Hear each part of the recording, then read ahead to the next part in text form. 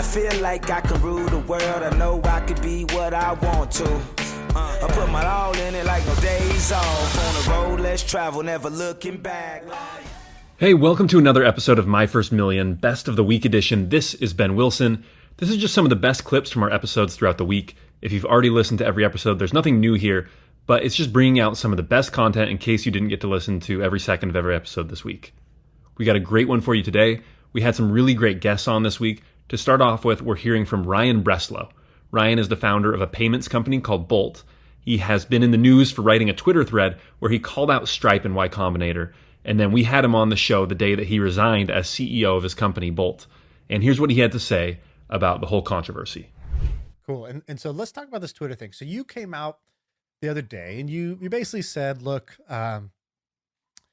you're like, Bolt, we've become successful now, but it wasn't without kind of some challenges. And there's like the normal business challenges. And then there's sort of the challenges of the powers that be. And in Silicon Valley, there's two kind of like very powerful, and in most people's minds, I think you picked a fight with people that very few people had bad things to say about Y Combinator and Stripe, right? Stripe is probably like the most beloved startup in Silicon Valley, respected, beloved, whatever. And YC is also, the most powerful sort of like a brand. It's like basically if you were going to pick on a college, you'd pick on either Stanford or Harvard if you were going for the top. And you basically told the story about them being the mafia. And so I want you to kind of quickly, can you quickly bullet point the what your argument was for people who aren't nerding out on Twitter and aren't seeing it? Because the audience we have here is not going to have seen it. So bullet point that, and then I got some questions for you. Yeah, so the point is, my motivation here was to open people's eyes to what goes down in Silicon Valley, where it's not all sunshine and rainbows. It is very fierce. And there's fierce competition, and there's also games that are played with powerful institutions and, groups of people who, help each other out. And so if you're starting a company, especially in payments, you've likely failed. There's, the only ones that have been successful have been internationally. And we probably should have failed 5 times over, with investors pulling out of term sheets when we were about to run out of money. And so I'd say Bolt almost didn't exist because of the powers that be. And, I think there are a lot of other companies that would have existed today if it wasn't for the powers that be. And so, now I don't blame these institutions. But yeah. Well, I don't know if you're doing this on purpose to be kind, but you're kind of being vague. Is it possible that you what does institution mean? And are you able to actually? Well, let's separate out, right? There's fair business games, which is like we're competing against somebody. That's fair. They can compete with us fiercely. There's investors just deciding this space is too competitive or Stripe's going to win. I'm just going to back away. Right. So a perception thing. That's kind of like, nobody would say that that's unfair. Talk about the specifics of what you felt was unfair, or where, there was some heavy-handedness to it. Yeah. So when we would be pitching investors, they'd get interested. They'd say they want to invest. And then they would talk to somebody at Stripe, someone related to Stripe, and either be told they can't invest, or they shouldn't invest, or somehow the conclusion was they were dissuaded from investing. But how do you know that that's what happened? Many right? of They them might just come to you and say, "We're not interested." Told me the Stripe would always come up somehow in that conversation. So many of them told me directly. I have investors say directly, "I got a call by Stripe, and they told me I can't invest in you guys." Is that bad though? I mean, what if they were already an investor of Stripe? I understand that. I have a conflict of interest. Right, Yeah. But Stripe has all the big names in Silicon Valley invested in them. Right? And so they've intentionally put every single, tier 1 firm on their cap table, and they've even stuffed them with small checks. They're like, everybody's on their cap table. Right? And so, and then they say you're conflicted out, right? That's a competitor of ours. You're our shareholder. don't invest. Right, exactly. And I didn't even, consider ourselves a direct competitor at the time. But I think they're very guarded about anything in their periphery. So I've heard the same story from companies, doing card issuing. I've heard the same stories from companies doing subscription payments. And then Stripe would roll out their own product next. So it's almost as if they have these feelers out. Anything that's tangential, they make sure that it doesn't get off the ground, and then they go and build it. And so, is there any side of you? So the way that you're phrasing it, and I would like to figure out what my opinion is. I don't have an opinion yet. Is like that's unethical. But one maybe could argue and be like, well, that was just a savvy strategic move to like get everyone on board, and that's fair. Do you see that side of it at all, or do you think that like the way they went about it, the intentions matter here? Yeah. I've never told a single investor you can't invest in somebody, right? And so to me, like everything is fair competition. And if someone wants to invest in a company tangential to me, I tell them go for it. We've even invested in tangential. I've invested in tangential. I think, innovation is good. I have a very long-term perspective. So when you're calling investors you can't invest in this company, like even if they're not on the Stripe cap table, it's investors too that are not on the Stripe cap table. To me, that's just not how I would do business. And I also want the next generation of founders to go into building with their eyes wide open. Because I invested 8 years of my life into this business not knowing about the games that go on, right? And so the most important thing I'm exposing here is if you're coming to Silicon Valley, you have an idea, you're quitting your job, putting a lot on the line, like get ready for war. Like it's serious. And there will be people who do not want you to exist, and you're going to need to be ready to battle that. And so one of the things you say is which is they basically hurt our ability to fundraise by telling first they kind of played good game theory, right? They got every big investor to get a little piece of Stripe because every investor wants a piece of Stripe. And then they said, cool, now you're conflicted out of investing our competitors. Okay. Some might say that's shady. I personally I'm an investor in you, right? I'm a fan of yours. I personally would just say, okay, there's nothing unethical about that. You may not like it, but that's competing. It's a strategy. It's a harsh strategy. Okay, fair enough. In the same way that like, I don't think it's cool that Mark Zuckerberg just copied stories or whatever. I don't think that's like, you don't get bonus points of respect from me, but I also don't think you did anything illegal or completely crooked, right? That's you copied something that was copyable. Okay, fair enough.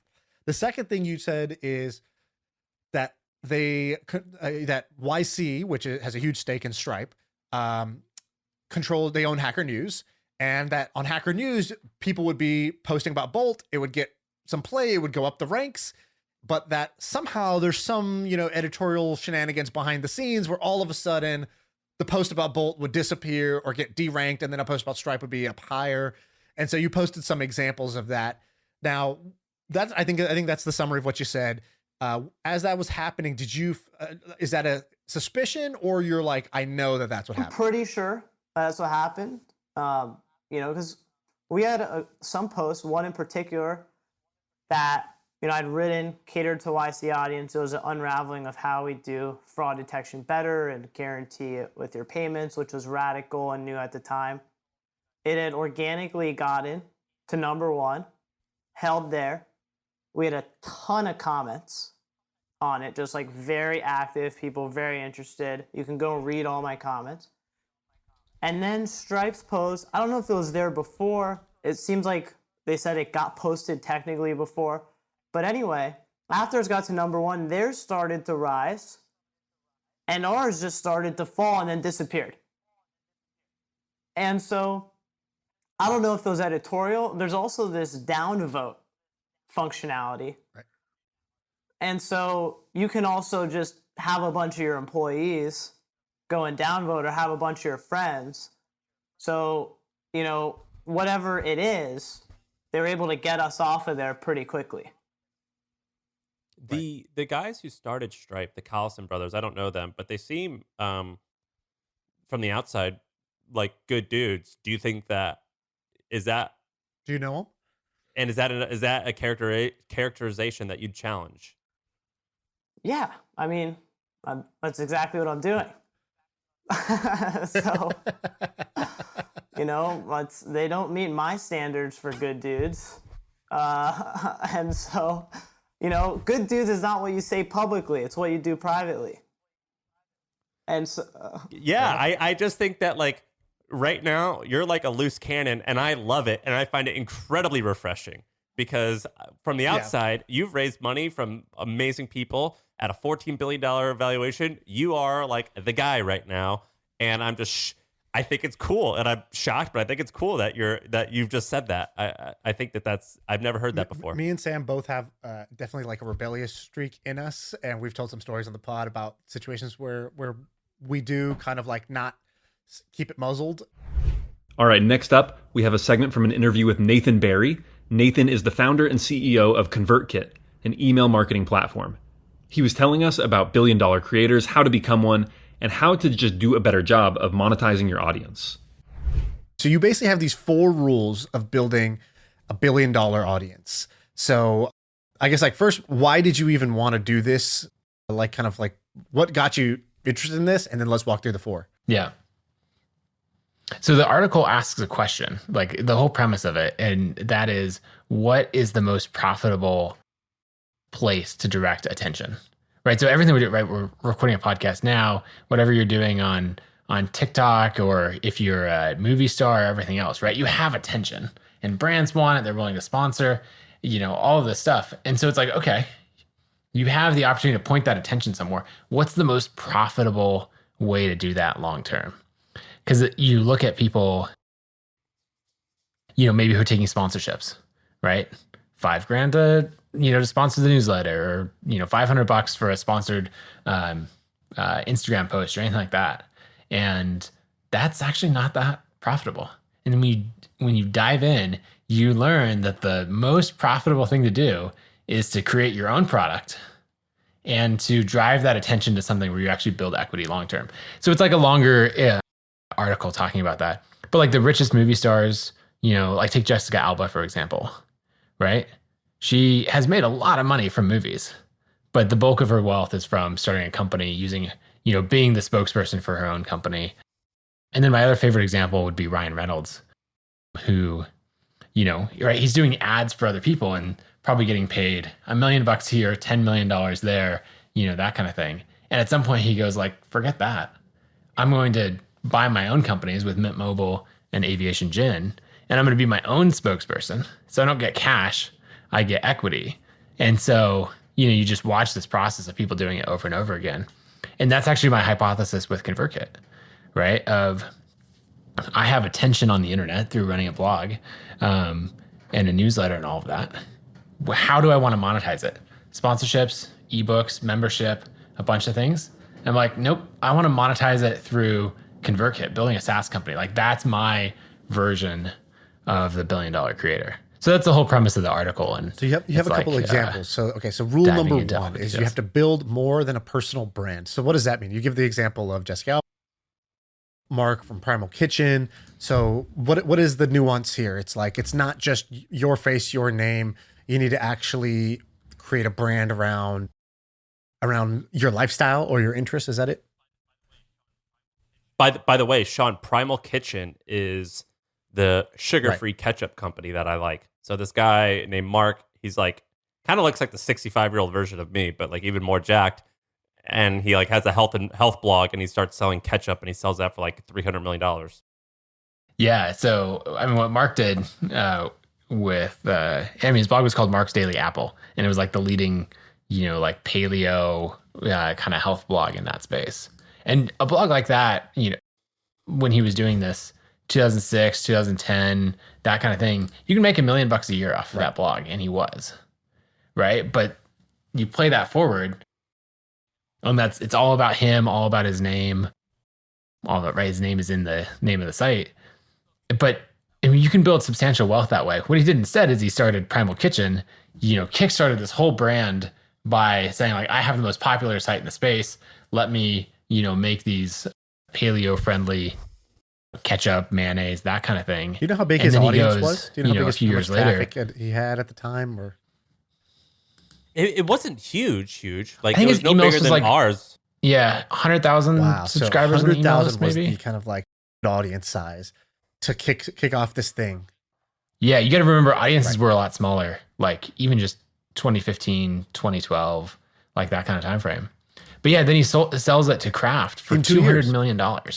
You can't sell a blog to, like, a blog doesn't sell for 200 million, like all of these things. And the crazy thing is he still owns the audience, right? The thing that kickstarted this whole product, he still owns. He can sell off that whole brand. Talking to him at a conference, he's just on to the next thing, figuring out what he wants to do next.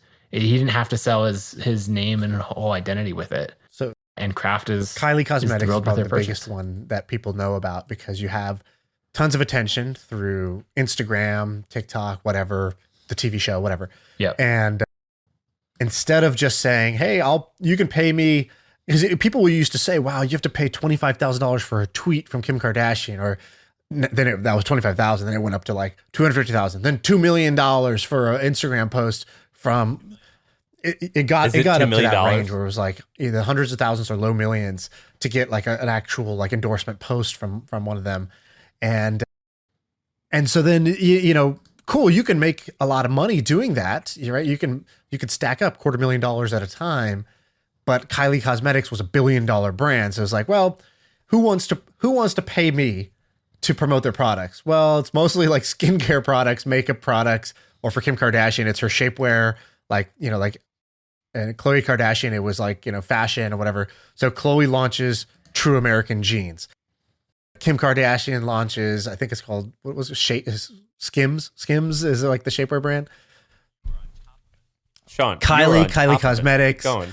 Kanye, Yeezy shoes, right? There's like, they all turned to say, whoever is the most willing advertiser, actually you become my competitor, and I'm going to launch my own brand, my own equity, and have my own equity in this thing. And there's a guy in the NBA who gets made fun of for this, which is this guy, LeVar Ball. I don't know if you guys know this guy, but basically he has 3 sons. All 3 wanted to make it to the NBA. And this guy's this like loudmouth guy. They got like a reality show around them because they're sort of like the basketball version of the Kardashians. There's 3 brothers and like a kind of an overbearing parent who is like architecting their business strategy. And when the guy was going to get picked second in the draft, and Nike offered him a contract and Adidas, and instead he created Big Baller Brand, Triple B. He created his own shoe line, and like the shoes kind of sucked, and like, he didn't have the full business plan, and people were making fun of him for like, oh wow, you turned down a guaranteed $10 million from Nike to like launch this thing, $10 million a year or whatever. And it's like, actually that was the right move. Now maybe his execution was slightly poor, but that was actually the right move, and a lot of these NBA players would have been better served had they done that themselves. Well, how's it going now? So the shooting's not going good. Basically, the guy they had running it was kind of stealing from them, so they fired him. That was like a black mark on it. The second brother never made it to the NBA, so that was like a little bit of an issue. The first brother kind of underperformed his potential at that time, and actually now that it would have worked because the youngest brother, the one who was like the one who's kind of like a fuckboy a little bit. He was like, had a gold, like a diamond grill, had like a Lambo at 15, and was like, he was kind of off the reservation. He actually turned out to be the best one. He's actually a star player. And if they had kind of built it properly around him, it probably would have done a lot better. So Nathan, you'll get a kick out of this. So like 3 or 4 weeks ago, we did this thing where we said, we're going to give 5 Gs to 1 or 2, 3 people who take our clips, download it, post it on TikTok, and get views. There's this kid who did it, and I don't remember how many views he got, but like our hashtag, I think, got 30 million views in like 2 weeks, and this guy accounted for a lot of them. And multiple of his videos got 1 million views. One video got so big that we drove 35,000 new members to the subreddit Fatfire, and they complained. And I was like, reached out to this kid. I'm like, who are you? And he replies back with like Michael at umichigan.org. Or something like that, or .u or whatever it is. And I'm like, wait, dude, are you in college? And he calls me, and I FaceTime with him, and he's in his dorm room. And he's young. He's still in college. He's doing his university thing. And he's really cocky, not in a bad way, but he's like he's got chutzpah. And he goes, man, I knew I was going to do this. I wanted to prove to you guys that I could do it. I want you to pay me money to do this now. And I'm going to do this for other people. And we're going to change the media game. And I'm going to raise money. And I was like, okay, hold on, dude.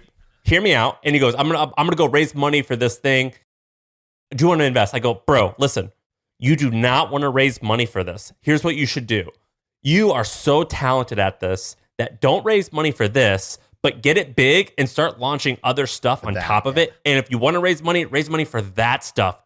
And own all. He owns this thing called, like, I forget what it's called, Future, but he's got like 8 handles now that have like 1 million something followers. I'm like, no, don't raise money for this thing, man. Own that forever, and that's your piggy bank and your audience. Raise money for like this other thing that you want to do and funnel it through there, but don't sell that thing, because I raised a little bit of money for my thing, which was like that, and I don't regret it because I got the outcome that I wanted, but I do regret it because it definitely. You're massively handicapped because of it. Yeah, well, and that's, I think, such a good point, because you can have that platform to launch whatever you want in the same way that, Marc Sisson can use his platform to then go launch the next thing, right? He probably has contracts that say he can't compete in the exact same space, but he could do a fitness thing, or he could do Conor McGregor else, right? You have the ability. I was going to give an example. Conor McGregor is doing this pretty brilliantly in the UFC. So like, the UFC gets knocked a lot because they have like low fighter pay, right? Like the percentage of revenue that they give to their fighters is way lower than other sports. NBA is 50%, NFL is like 50%, UFC is like, I don't know, 15 or 20%. So the fighters are, they go out there, they get their, face beaten in, and they'll make $20,000 off that fight, or $40,000 or $80,000. And then they only get to do that 2 or 3 times a year. So it's like a pretty brutal sport for low pay. What Conor McGregor did was, instead of selling the attention, trying to make money as his kind of like service fee, he created a brand around literally every part of his lifestyle. So he's like, all right, this thing's going to get me famous, but then, okay, what am I famous for? People like my suits at the press conferences. Cool. I'm launching a suit brand. Okay. I'm Irish. I'm going to launch an Irish whiskey. Irish whiskey, I think, just sold for, I don't know if you know, Sam, 400, 500 million. He walked away. Yeah. Like exactly. He walked away then he's like, from the deal. Cool. I'm super fit because I'm a UFC fighter. My body's amazing. Here's my P90X program. It's called McGregor Fast. You can buy my program and subscribe to that, and you can get fit with me. Oh, you're getting fit, and guess what else do I do? I recover. Okay, here's a recovery spray that I spray on my leg. That's like makes my leg recover faster after workouts. And the guy is literally just selling like every piece of his lifestyle as a independent brand. Like, I think at one point he was thinking about launching a sports betting exchange. It's like, what is the best business? Like, who wants to pay me? Oh, DraftKings wants to pay me? Maybe instead of DraftKings, it's McGregor Kings now, and I'll launch a competitor. He just opened up a bar called the Black I had Forge. good success with whiskey. What else do we do? Irish stouts. Okay, so he bought a bar. Not that the bar is that good. It's like a bar in his hometown. A bar's not going to make a ton of money, but then he used that bar as basically the backdrop to film him creating a stout, and now he's going to sell a stout as a new like alcoholic beverage brand. And it's kind of amazing. The guy's going to become a billionaire, and fighting is going to be the lowest part of his income stream, is my guess, which is insane. But I bet you, Conor McGregor. I bet you. Well, he might make $1 billion. He might lose $1 billion. All right, lastly, we're playing a clip from our interview with Ryan Holiday. You might know Ryan from his social media presence on The Daily Stoic, from his many appearances on The Tim Ferriss Show, or from one of his many books like The Obstacle is the Way, Stillness is the Key, or Trust Me, I'm Lying. Here, Ryan talks about why he works with a traditional book publisher and how he manages to stay a top-selling author. From the outside, I think a lot of entrepreneurs feel this way. It's like, publishing, record labels and book publishers, it's all just middlemen, and they take advantage, and the authors see so little, blah, blah, blah. And someone like you have a lot of business sense. B, you now have a track record. C, you have an independent audience you can sell to. So there must be some reason that you say, no, actually, people don't get it, that you do want a publisher for these reasons. What is that?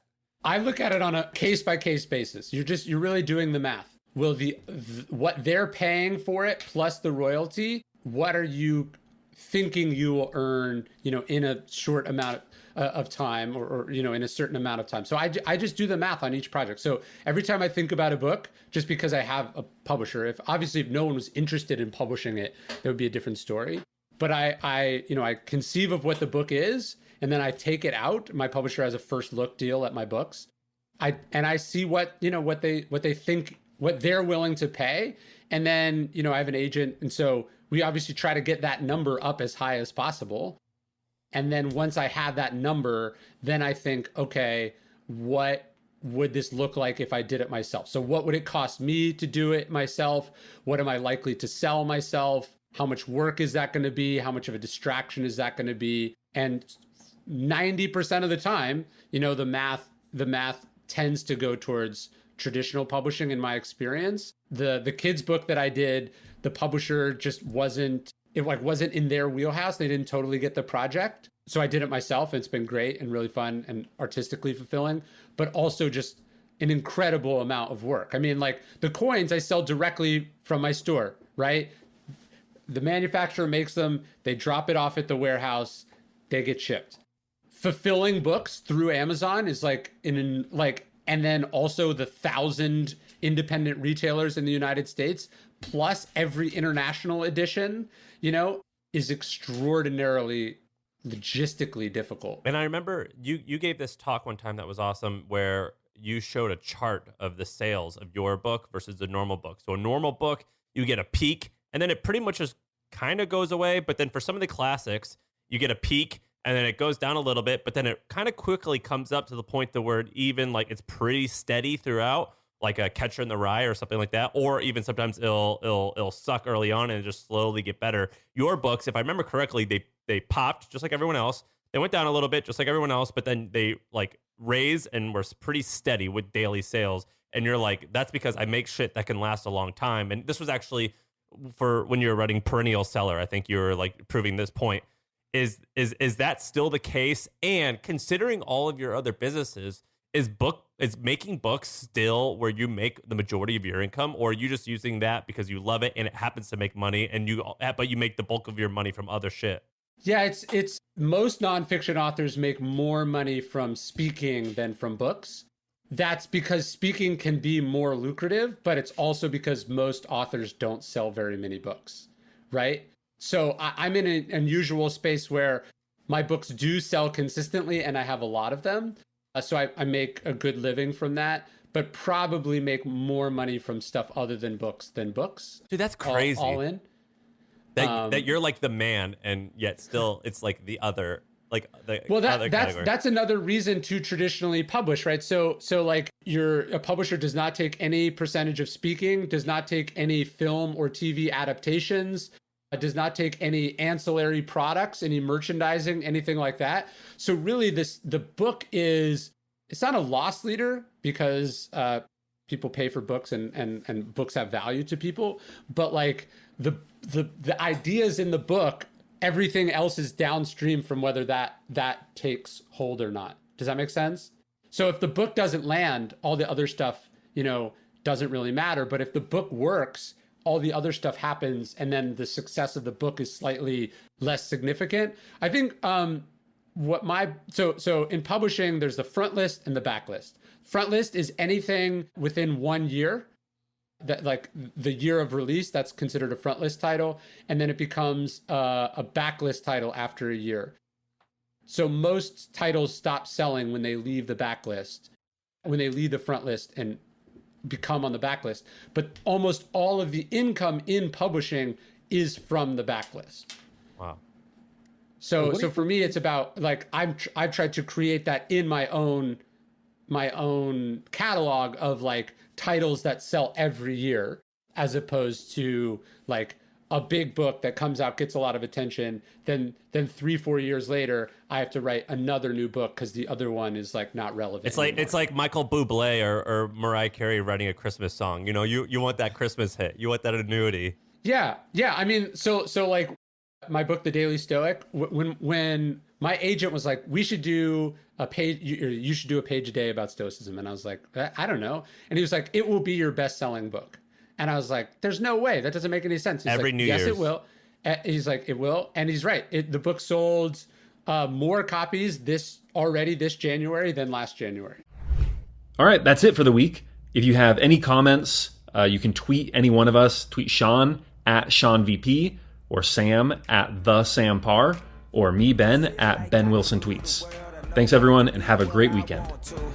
I put my all in it like no days off. On the road, let's travel, never looking back.